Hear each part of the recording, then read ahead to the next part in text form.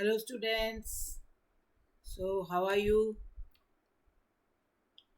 I hope everybody is fine. And today we are going to study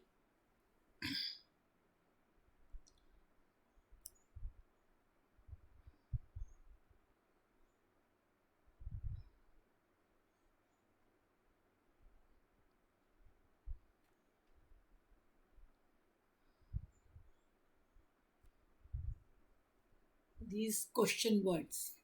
In our last class, I have told you about so many things how to speak. And once again, I would like to repeat whatever I said. The important things. Okay, can you hear me?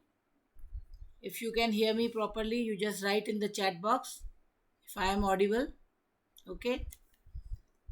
Then I told you few things in my last video about speaking. That was, I told you that you have to practice. The first thing, which is that you have to practice. Practice is very important. And I had given you certain structures, certain sentences. I told you, then don't learn as you are learning bio or maths or something like that. You have to understand and then you have to just connect. What today I'm going to teach you is about structures. Today we are going to deal with structures. Structures are very important. Okay. Today we are going to study structures. But before that, I am going to take up these question words because they are very important. Okay. How? Now you look here. Who? You have to first learn how to frame questions with who. Who's that man? Now what you have to do, you have to just select a question word. Then after that you put a helping verb. Okay, helping verb. And then you put your subject. This you do. This is the pattern of question. How to write a question. Okay. So what you have to do? Question word. That is how or where, what, when, whatever it is, you write here. Question word. Then you use the helping verb is, am, are, whatever. Okay. Do, does, whatever it is, helping verb. Okay. Then you take this. And then after that, you use the main subject. How we are doing it now, you see. Who? If I have to make question with who, how I will make? Who is that man? Who is that man? Who is that person? Okay, we can do it like this. Who is that person? Who are you?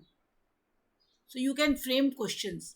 Why I am starting with questions? Because when you are learning to speak English, you feel very shy. And these questions will help you to come over your shyness. Okay, students? So, who's that man? Now, next question. Whenever you want to ask anything, whenever you want introduction of any person, you use the word who. Who माने कौन. तो ये कौन word बहुत important है, इसको हमें learn कर लेना चाहिए. ठीक. फिर दूसरा आता है where do you live. Where do you live? In London. Short answers. Long long answers हमको नहीं देने हैं, हमको शॉर्ट में ही जवाब भी देना है. अगर हमसे कोई क्वेश्चन पूछ रहा है तो हम उसको शॉर्ट में ही जवाब देंगे. वेयर. वेयर प्लेस के लिए आएगा, है ना. तो जैसे वेयर आर यू गोइंग, ये भी हम बोल सकते हैं. Where are you going? Where is your house? Where do you live? Where are my books? तो कोई भी चीज़ आपको जो जगह की तलाश करनी है तो वेयर को यूज़ करिए. इन सेंटेंसेस को फ्रीक्वेंटली प्रैक्टिस करिए, है ना. When, time. When did he arrive? When did you go to market? When is your class? When are you coming for the class? Okay. Why. Why क्या होता है? वाई क्यों? रीजन. रीजन पूछने के लिए. Why did you leave? Why are you not doing well? इस type से आप छोटे छोटे क्वेश्चंस को फ्रेम करना सीखेंगे. हाउ, हाउ माने कैसे, मैनर, मैनर कैसे आप कर रहे हैं, हाउ डिड यू गो, आप कैसे गए, हाउ डिड यू गो। किसी से आपको कोई पूछना है कि how are you coming for the party, कैसे आ रहे हो पार्टी में, तो क्या मैनर क्या रहेगा आने का तरीका। फिर ऑब्जेक्ट, कोई हमको आइडिया या ऑब्जेक्ट या एक्शन पूछना है तो व्हाट आर यू डूइंग, क्या कर रहे हो आप आजकल, what are you doing, what will you do after your 10th, है ना, what do you want in life. इस टाइप से आप ये क्वेश्चंस को करेंगे। फिर विच देखो चॉइस के लिए आता है, विच किसके लिए आता है, हमेशा चॉइस के लिए आता है बच्चों। तो विच को आप देखेंगे कि विच चॉइस के लिए आता है। जैसे हमको कौन सा, विच कार इज बेटर, ये वाली या ये वाली, मारुति और Swift, which car is better, okay, दोनों ही मारुति ब्रांड की है, तो विच कार इज, मारुति 800 और स्विफ्ट। तो चॉइस के लिए हम विच को लगाएंगे। हुज बुक इज दिस, किसकी बुक है ये, it's mine, whose book is this, it is mine. तो हुज किसकी, पोजेशन के लिए। टाइम, व्हाट टाइम, अब देखो ये तो हो गए आपके बिल्कुल क्वेश्चन वर्ड्स, सिर्फ क्वेश्चन वर्ड्स हैं ये सिर्फ, है ना। इसमें अब आप देखिए क्वेश्चन वर्ड्स में व्हाट टाइम, ये थोड़ा सा इसको बढ़ा दिया, what time did he call, किस समय उसने उसको बुलाया, at 7। What kind of car it is, कैसी कार है ना। How many beds are there, how much tea is there, how long did you stay, how often, often माने कितनी बार, फ्रीक्वेंसी, जब हमको फ्रीक्वेंसी पूछनी होती है। How far is the town, how old is your sister. तो बच्चों ये बात को आप देखेंगे कि कैसे हम ये क्वेश्चंस को यूज़ करेंगे। जितना ज़्यादा आप इन क्वेश्चंस को यूज़ करेंगे उतना आपको अच्छे से समझ में आएगा। ओके, प्रैक्टिस करिए, इन क्वेश्चंस को लिख लीजिए और कोशिश करिए, आप देखेंगे हर आप में ये क्वेश्चन बनेगा, हर आपके में ये क्वेश्चन बनेगा। जितनी बार आप करेंगे उतनी बार ये क्वेश्चन बन सकते हैं, प्रैक्टिस करनी पड़ेगी आपको। अब दूसरा जो हम देखने जा रहे हैं कि word order in questions. Word order in questions हमारे क्या होंगे, वर्ड ऑर्डर, सबसे पहले क्वेश्चन वर्ड, फिर ऑक्सिलरी वर्ब, फिर सब्जेक्ट, फिर मेन वर्ब, ठीक है। क्वेश्चन ऑर्डर में जो हमने अभी हाल आपको क्वेश्चन ऑर्डर मैंने पढ़ाए, जितने क्वेश्चन ऑर्डर पढ़ाए, व्हाट, है ना, व्हेन, अभी हमने ऊपर ही पढ़े हैं, याद है आपको, विच, है ना, हाउ मच, वेयर, ये। तो सबसे पहले क्वेश्चन ऑर्डर आएगा, उसके बाद आएगा आपका ऑक्सिलरी वर्ब, उसके बाद क्या आएगा आपका ऑक्सिलरी वर्ब यानी helping verbs, do, does, did, is, have, है ना। फिर आएगा सब्जेक्ट, यू, ही, यू, जो भी सब्जेक्ट है। फिर उसका मेन वर्ब कौन सी होती है, जो सपोर्टिंग वर्ब के बाद आती है ना, मेन वर्ब्स, ठीक। तो like, pizza, get up, pay for it, working, got, ये सब। तो आप देख रहे हैं question will be like this, how old are you, how old are you, how old are you, ठीक, ये वाले देखेंगे।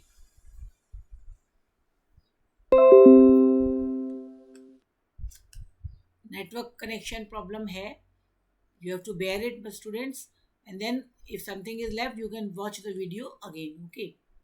फिर question how old are you, इस टाइप से हम इसको पढ़ सकते हैं। तो अभी आपको क्वेश्चन बनाना आ गया, क्वेश्चन के मीनिंग आपको आ गए। अब आपको क्या करना है, बस इनको प्रैक्टिस करना है, इनको आपको बहुत प्रैक्टिस करना है। और आज जो मैं आपको चीज़ पढ़ाने जा रही हूँ ये मेरा पिछली बार का बचा हुआ था, जो मैंने आपको बोला था कि ये आपको पढ़ना है। इस बार जो हम पढ़ने जा रहे हैं, अब हम स्ट्रक्चर्स पढ़ने जा रहे हैं। क्या पढ़ने जा रहे हैं, स्ट्रक्चर्स जो है ये बेसिक्स हैं बिल्कुल इंग्लिश ग्रामर के। ये बेसिक्स को हम ध्यान में रखते हुए इंग्लिश बोलना सीखेंगे तो बहुत जल्दी हम कैच करेंगे, ओके। आई होप स्टूडेंट्स आप लोग को मेरी आवाज़ आ रही है, आप सबको मेरी आवाज़ आ रही है कि नहीं आ रही है, क्योंकि ऑनलाइन इसमें पढ़ाने में यही है कि पता नहीं चलता है कि बच्चों को आवाज़ आ रही कि नहीं, okay.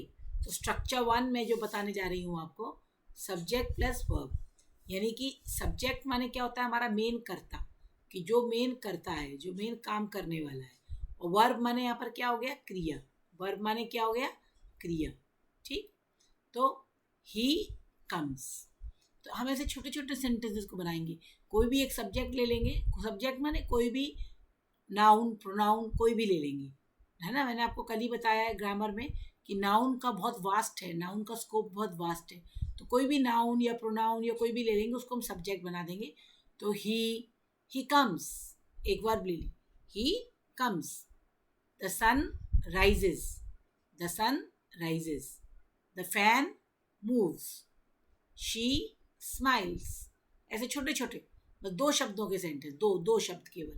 The cloth shrinks, the earth rotates, the school closes, the school reopens. तो आप ऐसे छोटे छोटे, क्लास एंड्स, है ना, ऐसे छोटे छोटे सेंटेंस। Class begins. तो ये बिल्कुल बेसिक स्ट्रक्चर है, बहुत इजी है। इसमें आपको बस केवल क्या लेना है, सब्जेक्ट और एक वर्ब। वर्ब क्या होता है, देखो जो भी एक्शन वर्ड है जिसके पीछे ना आ रहा है, क्या आ रहा है, ना, है ना, खाना पीना सोना जागना, ये सब चीज़ें। तो बस इसको आपको सब्जेक्ट को लेना है और वर्ब को लेना है। He comes, the sun rises, the fan moves, she smiles, the cloth shrinks, the earth rotates, the school closes, the school reopens, इस टाइप से। तो ये हमारा हो गया स्ट्रक्चर वन। स्ट्रक्चर वन बच्चों आपने नोट कर लिया अपने पास। अब हम लोग लेते हैं स्ट्रक्चर टू। स्ट्रक्चर टू में हमारा क्या है, सब्जेक्ट वर्ब और कॉम्प्लीमेंट, तीसरी चीज आ जाती है। अब एक और हमने ऐड कर दिया इसमें, सब्जेक्ट वर्ब और कॉम्प्लीमेंट, ठीक है। कॉम्प्लीमेंट क्या होता है, कॉम्प्लीमेंट माने होता है पूरक। कॉम्प्लीमेंट माने क्या होता है, पूरक। कई बार क्या होता है कि हम वर्ब जो ये वाली यूज़ करते हैं हेल्पिंग वर्ब्स, तो उसके बाद हमें एक पूरा करने के लिए एक वर्ड चाहिए। जैसे Ramesh is a teacher, Ramesh is a teacher, तो ये हमारा कंप्लीट सेंटेंस बन गया। बच्चों जब हम इंग्लिश बोलना सीख रहे हैं तो हमको कंप्लीट सेंटेंसेस बोलने चाहिए, है ना। आपको फ्रेजेस मैंने बहुत सारे भेजे थे, अगर आपको याद हो, मैंने इम्पेरेटिव में आपको बहुत सारे फ्रेजेस भेजे थे, इम्पेरेटिव में, ठीक है ना।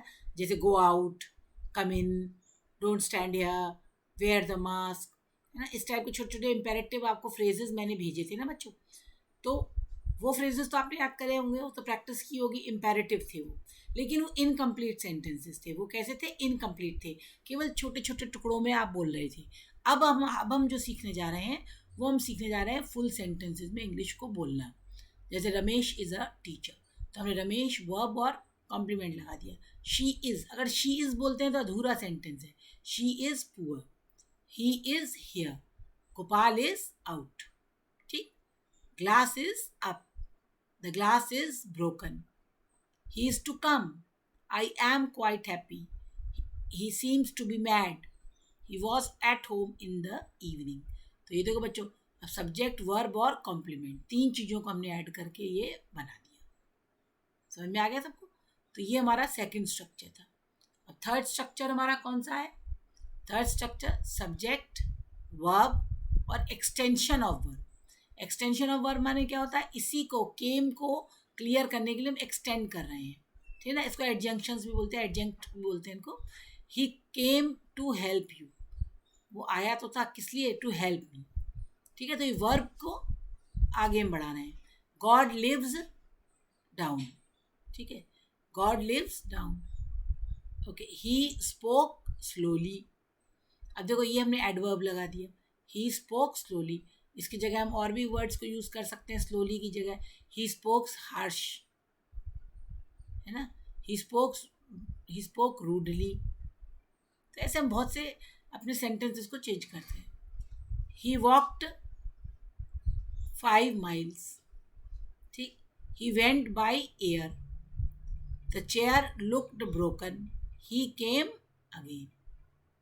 तो ये तीन चीज़ें बन के बनी, सब्जेक्ट वर्ब और एक्सटेंशन ऑफ दी वर्ब। तो ये हमारा थर्ड स्ट्रक्चर था। आज मैं आपको सिर्फ 5 स्ट्रक्चर्स पढ़ा रही हूँ, केवल 5। इन पांचों स्ट्रक्चर्स को आपको प्रैक्टिस करना है। अब जो स्ट्रक्चर आ रहा है ये बहुत इंपॉर्टेंट है। ये जो मैं हमेशा बोलती रहती हूँ कि बेसिक सेंटेंस का बेस क्या है, SVO, इस चीज़ को ही हमें लेके चलना है। तो ये ऑब्जेक्ट जो है, इसको ऑब्जेक्ट को 2 पार्ट में डिवाइड किया जाता है। एक होता है डायरेक्ट ऑब्जेक्ट और एक होता है इनडायरेक्ट ऑब्जेक्ट। डायरेक्ट ऑब्जेक्ट जो होता है बच्चों, वो नॉन लिविंग थिंग्स का होता है, नॉन लिविंग थिंग्स, ठीक है। और जो इनडायरेक्ट ऑब्जेक्ट होता है वो लिविंग थिंग्स का होता है. किसका होता है? लिविंग. अब आप जब आप पढ़ेंगे तो पहला स्ट्रक्चर हमारा डायरेक्ट है, यानी कि नॉन लिविंग थिंग्स को हम ले रहे हैं. He writes a letter. He writes a letter, तो ये नॉन लिविंग है ना. He writes a letter. She is eating mangoes. Ravi likes dogs. I hid myself. देखो आई के संग हमने रिफ्लेक्सिव प्रोनाउन यूज किया है, आई हिड माई सेल्फ. ठीक. ही डिसीव्ड हर. डिसीव्ड माने धोखा देना. He deceived her. He knows how to teach English. He died a sad death. He allowed him 2 rupees. तो ये बच्चा आप ये देख रहे हैं छोटे छोटे वाक्य हैं, इनको हमें थोड़ा सा दिमाग में स्ट्रक्चर को रखेंगे तो हमारा स्ट्रक्चर ग्रामेटिकली सही रहेगा. ये सिर्फ स्पीकिंग में ही नहीं, राइटिंग में भी आपको बहुत हेल्प करेंगे. जब आप लिखेंगे, जब आप आर्टिकल्स लिखते हैं, जब आप पैराग्राफ राइटिंग करते हैं, तो भी आपको ये बहुत ज़्यादा हेल्प करते हैं. और जो लास्ट वाला हमारा ऑब्जेक्ट है वो इनडायरेक्ट ऑब्जेक्ट और डायरेक्ट ऑब्जेक्ट. ठीक है, 2 चीज़ों से चल रहा है. सब्जेक्ट स्ट्रक्चर 5 हमारा सब्जेक्ट वर्ब. पहले ही देखो इनडायरेक्ट ऑब्जेक्ट आता है और डायरेक्ट ऑब्जेक्ट आता है. जब मैं आपको ये एक्टिव पैसिव वॉइस पढ़ाऊंगी तब ये चीज़ दोबारा मेरे को पूरी आपको बतानी पड़ेगी. तब आप अगर इसको अभी से नोट करके अपने पास रखेंगे तो आप इसको याद कर सकते हैं. जैसे ही टीचेज हर इंग्लिश. ही टीचेज हर इंग्लिश. अब ये देखो ह इनडायरेक्ट है ना, सब लिविंग थिंग्स है, और ये नॉन लिविंग इनएनिमेट थिंग्स है. इंग्लिश. ऐसा नहीं है कि यही क्रम रहता है, कई बार आप डायरेक्ट ऑब्जेक्ट को आगे ला सकते हैं और इनडायरेक्ट को पीछे ले आ सकते हैं, लेकिन उसके लिए आपको एक प्रेपोजिशंस यूज़ करने पड़ते हैं. मैं अभी बताती हूँ आपको. He teaches her English. Shivaji gave Hirakani a reward. He showed me a letter. I asked him many questions. ठीक है, देखो देखो ये वर्ब है सारी, ये हमारी इनडायरेक्ट ऑब्जेक्ट हैं और ये डायरेक्ट ऑब्जेक्ट हैं. ही अपॉइंटेड मी अ क्लर्क. देखो ही अपॉइंटेड मी अ क्लर्क. देख रहे हैं आप, डायरेक्ट ऑब्जेक्ट और इनडायरेक्ट ऑब्जेक्ट. फिर ही रिफ्यूज्ड मी परमिशन. फिर से इनडायरेक्ट ऑब्जेक्ट, फिर permission. He offered me a job. Me job. I asked him many questions. अब इसको हम इस तरह से भी बोल सकते हैं, ही अपॉइंटेड मी अ क्लर्क. तो जब हम इसको अगर पैसिव में यूज़ करेंगे तो he I was appointed clerk by him, है ना. I was appointed clerk by him. तो इसका पैसिव वॉइस जब हम करते हैं तो ये क्रम चेंज हो सकता है. लेकिन जब हम डायरेक्टली बोल रहे हैं किसी को, डायरेक्ट एक्टिव में बोल रहे हैं, तो हम इनडायरेक्ट को पहले लगाएंगे और डायरेक्ट स्पीच को इसको बाद में लगाएंगे. तो बच्चों ये बहुत इंपॉर्टेंट है. ये जो 5 स्ट्रक्चर्स मैंने आपको पढ़ाए हैं ये बहुत इंपॉर्टेंट है. ठीक, 5 स्ट्रक्चर्स को आप अच्छे से समझ लीजिए.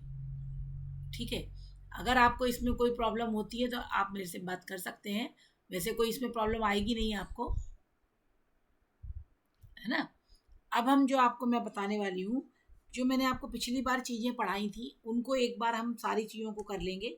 डे 1 में मैंने आपको, क्योंकि मैं ये डे वाइज आपके लिए सिलेबस बना रही हूँ और डे वाइज आप कर रहे हैं, तो सबसे पहले आपका डे 1 में मैंने आपको जो चीज़ें बताई थी कि डे 1 में आपको क्या क्या करना है, आई होप आप कर रहे हैं. मैंने आपको बहुत सारे सैल्यूटेशंस भेजे थे, है ना. आपको मैंने सैल्यूटेशंस भेजे थे, आपने वो पढ़े.